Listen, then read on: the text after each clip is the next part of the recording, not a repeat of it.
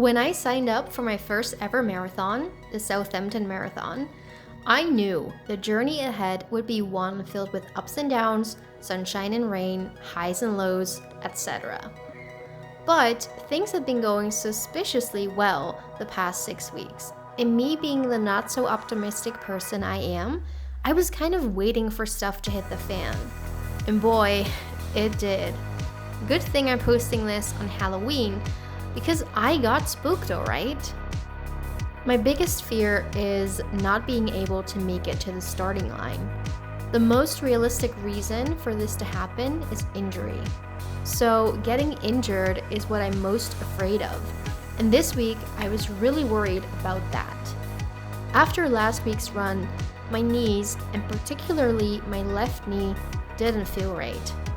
I could feel it outside of running, and over the weekend, I felt awful and just terrified. I just wanted to bury my head in the sand and hope it would go away, but these things never do. On Monday, I had another run scheduled, and I decided to just go and do it. I made sure to do most of my running on a softer surface, so I ran to the only place I could think of that has some woodland, and even though this was not great in terms of having to be careful at all times not to step into a hole or mud, it felt nicer on my knees. In terms of pace, I ran a lot slower than I did last week, which was quite frustrating. And last but not least, look how scary this looks. It was dark, misty, early, and quiet, and I wondered about all the things that could happen to me. But endurance is about enduring the process, so I showed up and got it done. On Tuesday, I had an appointment with a physiotherapist because, did I mention I was really scared of getting injured?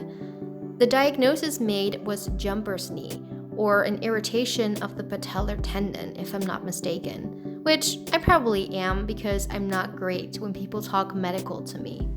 Because it's still early, I could continue running, but I have to do some exercises to strengthen my knees and legs in general, so I guess everyone's favorite day at the gym, aka leg day, is back on the menu. I also learned to tape my knees, unsuccessfully though. On Wednesday, I had another run scheduled. It consisted of zones 1, 2, and 3, and thankfully my knees felt okay. It was raining the entire time I was running though, so I didn't really enjoy this run as much.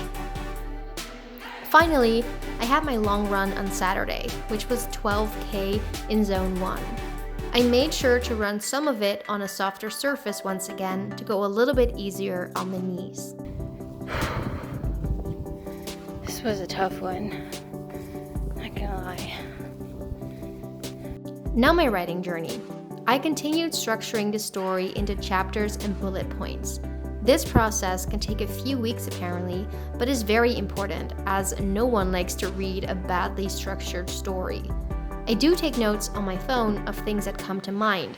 So I could be getting groceries, for example, and think of something I want to include in the story, and I'll write it down for when I actually start writing.